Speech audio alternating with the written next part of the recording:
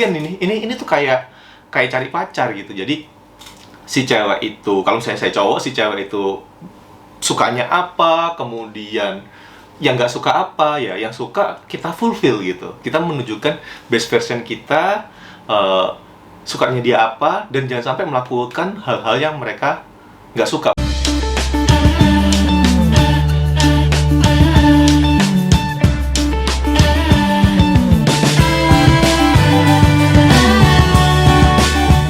Hai netizen yang budiman, bagaimana kabarnya?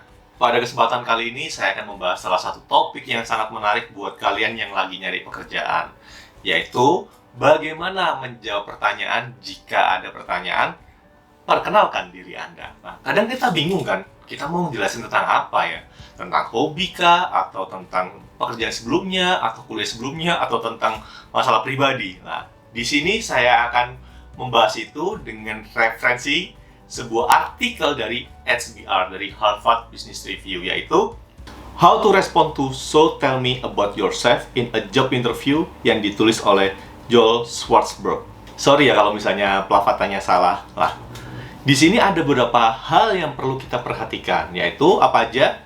Yang pertama, be more than your bio. Di sini sangat penting banget, jangan nyeritain atau ngefokusin yang udah ada di dalam LinkedIn kalian atau dalam resume atau CV kalian, karena ya orang itu biasanya sudah baca gitu resume atau CV kalian, jadi buat apa dijelasin lagi gitu. Nah, di resume atau CV itu adalah poin-poin penting, jadi teman-teman harus lebih nge-elaborate lagi gitu. Jadi misalnya nih, oh saya dulu tuh kuliah 4 tahun gitu, misalnya belajar programming gitu. Nah, jelasin tuh selama kuliah 4 tahun itu udah ngapain aja, kemudian prestasinya apa aja, terus jelasin juga bagaimana waktu kuliah itu projectnya apa aja. Atau misalnya, oke, saya dulu itu kerja 5 tahun sebagai sales gitu. Nah, di situ jangan jelasin bahwa oke, saya 5 tahun kerja sebagai sales di perusahaan XYZ sebagai ini, tapi jangan lupa jelasin prestasi-prestasi teman-teman dan juga pencapaian teman-teman saat bekerja gitu. Jadi jelasin benar-benar sehingga orang itu sangat tertarik. Jadi kalau misalnya di artikel ini ditulis itu, bayangin orang itu lagi nonton TV tentang perjalanan hidup kalian gitu. Bikin semenarik mungkin. Jadi kalau misalnya teman-teman jelasin ke orang lain, itu orang itu tertarik ya. Seperti kalau misalnya kita jelasin kepada teman kita aja gitu. Jadi pertama kita harus antusias ya tentunya. Dan yang kedua, sebisa mungkin message-nya nyampe. Jadi jangan sampai menggunakan istilah-istilah yang kurang relevan buat si interviewer gitu. Biasanya kalau misalnya kayak gini tuh orang teknik yang gunakan bahasa-bahasa alien gitu, atau bahasa planet. Jadi gunakan bahasa yang relevan gitu. Dan selain itu, jangan sampai menceritakan tentang pengalaman pribadi, atau misalnya tentang pacar, atau tentang hobi yang nggak relevan dengan pekerjaan tersebut gitu. Misalnya hobinya itu main basket, padahal apply-nya itu sebagai programmer atau sebagai accounting. Jangan sampai menceritakan sesuatu yang nggak relevan gitu. Jadi benar-benar ceritakan pengalaman kerja yang relevan dengan atau pengalaman hidup yang relevan dengan pekerjaan yang mau di-apply.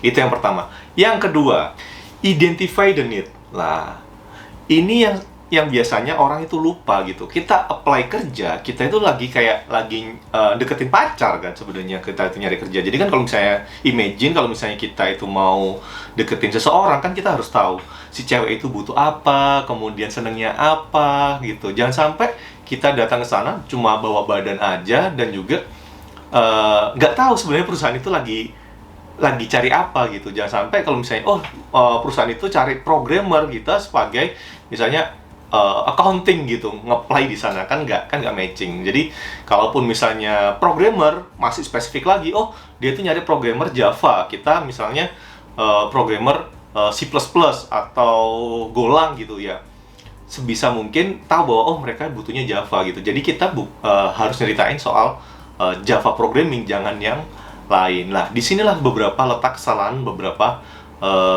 aplikan gitu. Jadi datang kosongan, belum riset perusahaannya itu butuh apa, bahkan di job deskripsi itu main apply aja tapi nggak tahu sebenarnya perusahaan itu lagi butuh apa dan butuh siapa, dan butuh orang yang karakteristiknya seperti apa. Lah di sini kita harus benar-benar tahu. Oh ternyata mereka butuh yang cekatan, butuh yang fast response, so on and so forth. Jadi dicari tahu. Dan mungkin kalau misalnya mau teman-teman mau lebih dalam lagi, cari tahu value-nya perusahaan itu apa. Misalnya value-nya itu soal customer centric ya. Kita harus tahu tuh. Oh ternyata customer centric kita harus nyiapin lah. Itu tadi yang kedua. Yang ketiga itu apa? Feel the need. Jadi, kalau misalnya kita tahu bahwa, oh, tadi itu udah tahu, oh, programmer Java, butuhnya tuh orang yang fast respon, cekatan, ya kita jual diri bahwa, oh, kita itu jago loh di programmer Java, meskipun misalnya kita programmer Golang, bahasa pemrograman yang lain gitu, tapi kita bisa beritahu bahwa willingness kita untuk belajar program Java, bahasa pemrograman Java gitu. Jadi beritahu willingness kita, dan kita beritahu ke mereka bahwa oke, kita itu punya atensi untuk dan serius untuk apply di pekerjaan yang kosong itu gitu, di lowongan pekerjaan itu gitu. Jadi lebih presisi mereka butuh apa, kita feel the need-nya gitu. Yes, again ini tuh kayak cari pacar gitu. Jadi si cewek itu, kalau misalnya saya cowok, si cewek itu sukanya apa, kemudian yang nggak suka apa, ya yang suka kita fulfill gitu. Kita menunjukkan best version kita, sukanya dia apa, dan jangan sampai melakukan hal-hal yang mereka nggak suka, perusahaan itu nggak suka, atau ya seperti itulah gitu. Jadi ya jelas dong kalau misalnya teman-teman deket, tadi itu analoginya kalau deketin cewek, kita cuma datang dengan badan aja tanpa riset, ya pasti cewek itu nolak, kecuali kita Christian Sugiono, kan kita bukan gitu. Atau misalnya kalau di pekerjaan, misalnya kita Elon Musk gitu, apply, pasti banyak perusahaan yang mau, tapi kan kita bukan. Jadi preparation is a key. Oke? Tadi nomor 3. Nomor 4 itu apa? Yaitu practice makes precision. Jadi tadi kita udah melakukan riset, udah mengetahui bahwa oh yang dibutuhin itu ini. Nah, yang paling penting adalah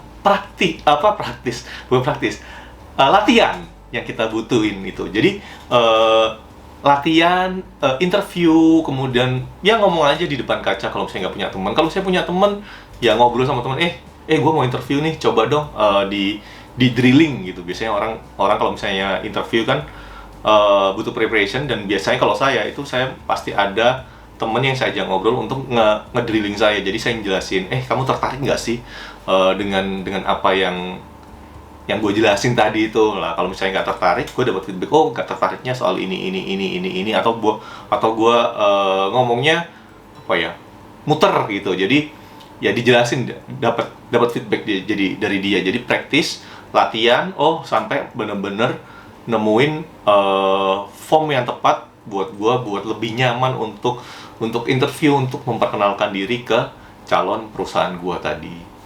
Kurang lebih seperti itu. Nah, apakah ada yang lain kalau misalnya saat interview? Ya, ini dia.